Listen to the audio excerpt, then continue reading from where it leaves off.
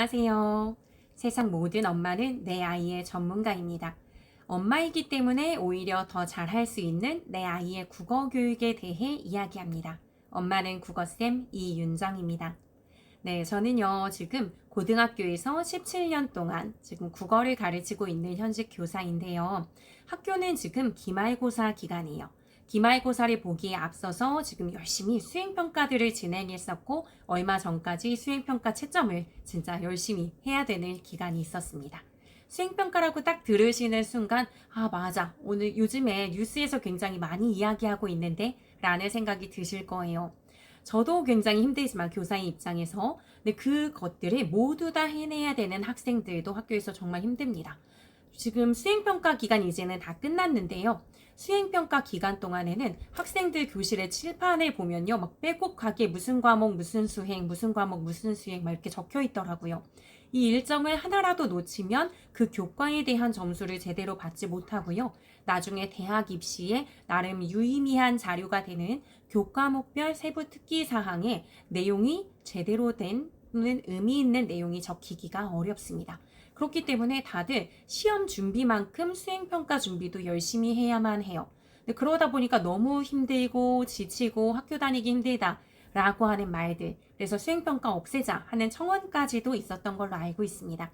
그렇기 때문에 최근에는 이제 이 수행평가를 과제 제시형이나 암기형처럼 좀 부담을 많이 주는 것을 지양하자라고 이제 보도가 나왔더라고요. 근데 사실 암기형이나 아니면 과제 제시형으로 하는 경우에 과목들도 있기는 하지만 그렇지 않은 게 더 많은 걸로 알고 있어요. 그러니까 저 같은 경우에도 집에 가서 과제를 해오고 하는 게 부담이 되기 때문에 대체로는 수업 시간 내에 평가를 많이 진행하려고 합니다. 하지만 그럼에도 불구하고 학생들은 당연히 부담을 많이 느낄 거예요. 아마 이런 지침이 내려졌다 하더라도 하루아침에 수행평가가 지금까지 했던 방식에서 크게 많이 변화되기가 쉽지 않은 한 그래도 준비를 좀 잘 해낼 수 있어야 되고요. 고등학교의 수행평가를 잘 해내기 위해서 초등학교 때부터 조금 다져주면 좋을 것 같은 것들, 이런 것들에 대해서 몇 차례의 영상에 걸쳐 말씀을 드리려고 합니다. 아, 고등학교 때도 숨 막힌다 하는데 초등학교 때부터 이걸 벌써 준비해야 된다고? 아, 너무 지치는 거 아니에요? 라고 생각하실 수도 있는데요. 제가 지금부터 말씀드릴 것은 교과목들의 내용에 해당되는 것을 지금부터 열심히 공부하자. 이런 말씀은 아닙니다. 이런 내용이 아니라요.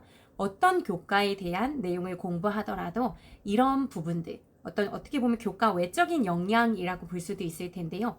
발표하는 능력, 그래서 뭐 목소리라든지 아니면 자신의 과제를 놓치지 않고 잘 챙길 수 있는 나름의 계획력이라든지 아니면은 과제를 제출했을 때 교사 입장에선 반듯반듯한 글씨로 쓰여져 있지 않은 경우 학생에게 좀 유리하게 결과가 가지는 않을 수 있는 그런 가능성들이 있거든요.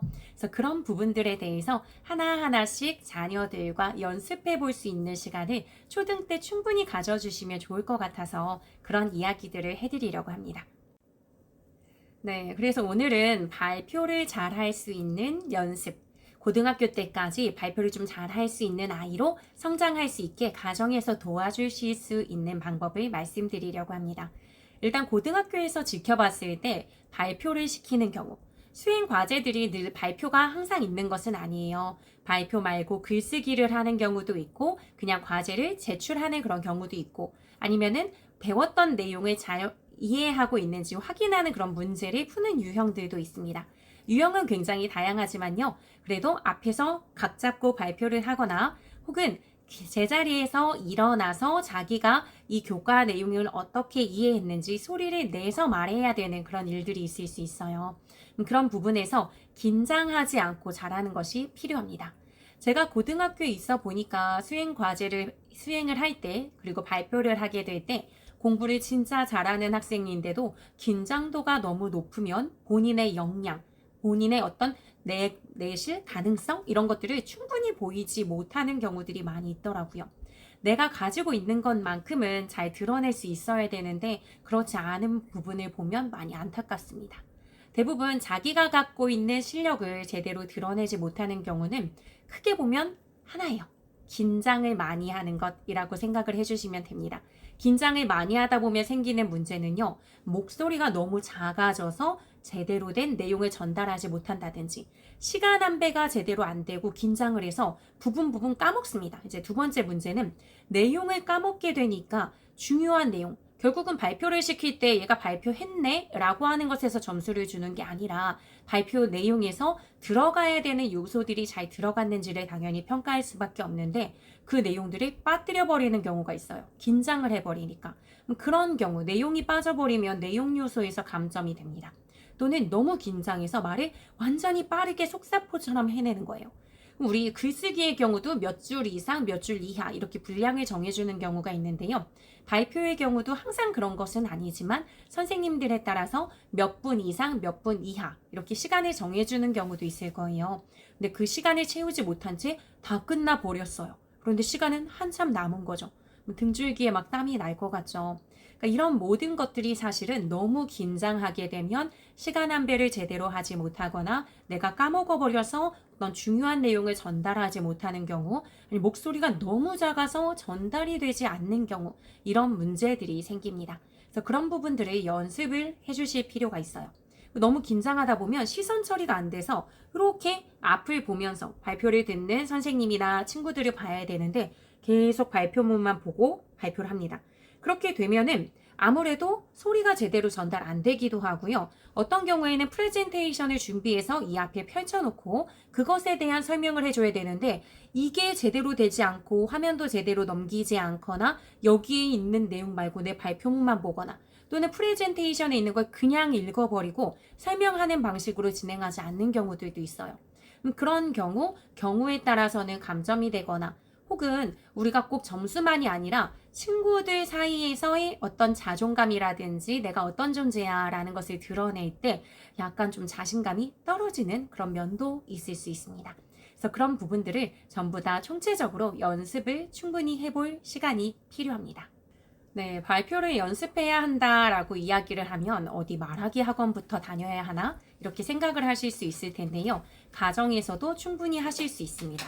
아이들이 긴장을 하거나 하면서 제대로 발표를 하지 못하는 상황에서 우리가 연습을 시키는 거잖아요.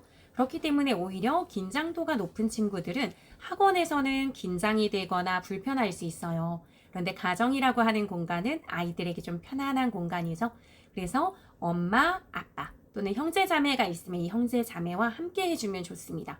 발표 연습하라고 했으니까 너 여기 서봐. 뭐 어떻게 말해봐. 라고 하면 오히려 또 긴장을 해요. 그리고 엄마 입장에서는 아이가 약간 말을 좀 잘 못하거나 버벅거리면 처음에는 좀 느긋하게 지켜보다가 내 아이가 왜 이래 이러면 나중에 고등학교 때 못하는 거 아니야?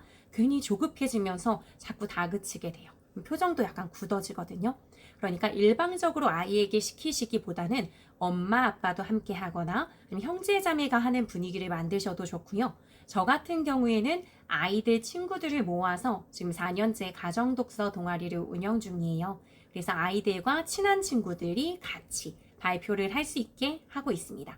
그러면 저 같은 경우에도 내 아이의 단점이 보이지만 제 아이만 지적할 순 없거든요. 그러니까 그냥 고르게 친구들에게 간단한 피드백을 해줄 수도 있고요. 실제로 저는 피드백을 하지는 않습니다.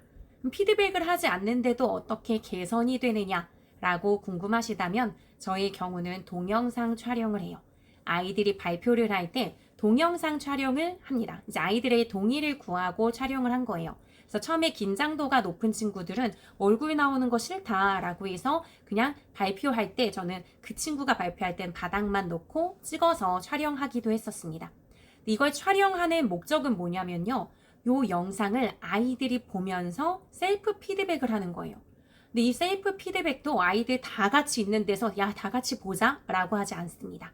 엄마들에게 보내드리고 아이들에게 따로 보여주라고 이야기를 해요. 그럼 아이들한테 보여줄 때도 얘 목소리나 발음이나 태도에 대해서 지적하고 싶은 게 많겠지만 절대 지적하지 말고 지켜만 봐주세요. 또는 그냥 보게만 해주세요 하고 건넵니다. 그러면 아이들은 봐요. 보게 되면 내 거만 보는 게 아니라요. 제가 동영상 촬영을 할 때 첫 번째, 두 번째, 세 번째 친구들을 한꺼번에 다 한 영상에 편집을 해서 보여줍니다.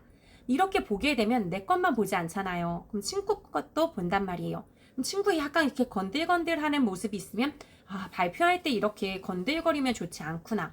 또는 내가 한 모습을 내가 발표하는 순간에는 못 느꼈는데 영상으로 보면 객관화가 되잖아요. 내 모습을 보면서 나는 왜 이렇게 앞을 제대로 보지 못하고 이렇게 긴장이 가득한 표정일까? 또는 발음이 왜 이렇게 뭉개지는 걸까? 아니면 목소리는 왜 이렇게 떨릴까? 아니면 말의 속도는 왜 이렇게 빠른 거지? 하고 스스로 느끼게 됩니다. 스스로 느끼고 조금씩 고쳐나가요. 이 과정에서 사실은 막 이런저런 추임새 넣어주고 이야기하고 싶으시겠지만 칭찬 외에 추임새는 하지 않습니다. 그러면 아이가 한 번 가지고 개선이 되지는 않지만요. 몇 차례 거듭하다 보면 점차 개선되는 것이 느껴집니다. 그래서 저희 독서 모임에서는 목소리가 진짜 작아서 제대로 안 들리던 친구가 있었거든요. 근데 그 친구가 해를 거듭해 나가면서 목소리가 더 커지는 모습, 발표시키면 내가 먼저 해볼게요 하고 손을 드는 모습의 변화 양상을 보이고 있습니다. 우리가 누군가가 야 똑바로 서봐 아니면 말 어떻게 해야 돼 라고 얘기하면 사실 긴장이 되잖아요. 근데 그렇게 하지 않고 내가 스스로 보면서 나에게 이런 문제가 있구나 라고 파악이 돼서 내 스스로 고친 것은 그 속도가 비록 좀 천천히 개선이 되더라도 확실하게 고쳐지는 면이 있습니다. 그래서 저는 꼭 친구들을 다 모아서 하지 않으시더라도 가정에서 하실 때도 영상을 촬영하셔서 약간 민망할 수도 있어요. 아이만 촬영하는 게 아니라 당연히 엄마나 아빠도 하셨으면 같이 촬영을 합니다.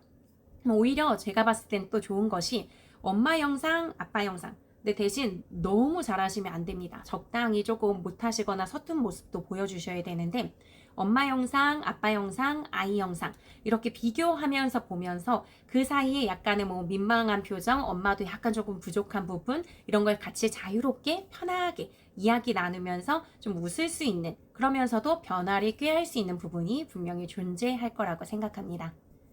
그리고 이런 연습이 충분히 되면 시간을 좀 배분해 주는 것도 좋아요. 처음에는 그냥 발표를 하게 했다면 이번에는 1분 스피치, 2분 스피치 해서 이렇게 타이머도 앞에 놓거나 시간이 지나서 나중에는 타이머도 없이 대강의 자기의 감으로 시간을 한번 짐작해서 이 정도 해보는 거예요. 그러면 그 시간 안에 발표를 하려면 발표문의 분량이 이 정도면 이 정도의 시간이 소요되는구나 라는 감이 잡히게 됩니다. 이것은 사람마다 말하는 속도라든지 방식이 다르기 때문에 그게 자기에게 맞는 걸 찾아가는 과정이 필요하고요. 그것을 중학교, 고등학교 때 막 하기 시작해도 언젠가는 연습하면 되겠지만 그래도 초등학교 때부터 그런 연습을 해 나가면 나중엔 조금 더 편안하게 시간도 맞춰가면서 정확히 발음하면서 내가 너무 빠르게 말하면 안 되는구나. 너무 천천히 말하면 안 되겠다. 이 정도 시간에 맞추려면 이 정도의 빠르기로 말을 하는 게 훨씬 좋겠구나 라고 하는 감을 그래서 자기에게 가장 맞는 말하기 방식을 찾아 나갈 수 있는 그런 연습의 기회를 가정에서 충분히 주시면 좋을 것 같습니다. 그래서 이런 방식으로 가정에서 진행을 하시고 아까 말씀드렸듯이 처음엔 앉은 자리에서 하면서 촬영을 했다가 나중엔 앞에 나와서 친구들을 바라보며 또는 가족을 바라보며 발표를 하게 해주시는 것도 좋고요. 조금 여력이 되시거나 이런 분위기가 잘 조성이 되시면 파워포인트나 이런 것처럼 프레젠테이션을 해서 그것을 화면에 넘겨가면서 발표하는 연습까지 해주시면 굉장히 좋아요. 저희 지금 제 아이들과 하는 그런 모임에서는 이제 그동안은 앉은 자리에서 하거나 앉은 자리에서 서서 발표를 했다면 최근에는 앞으로 나와서 친구들을 향해서 발표를 하게 한다든지 프레젠테이션을 준비해서 시간 맞춰서 발표하는 연습을 시키고 있거든요.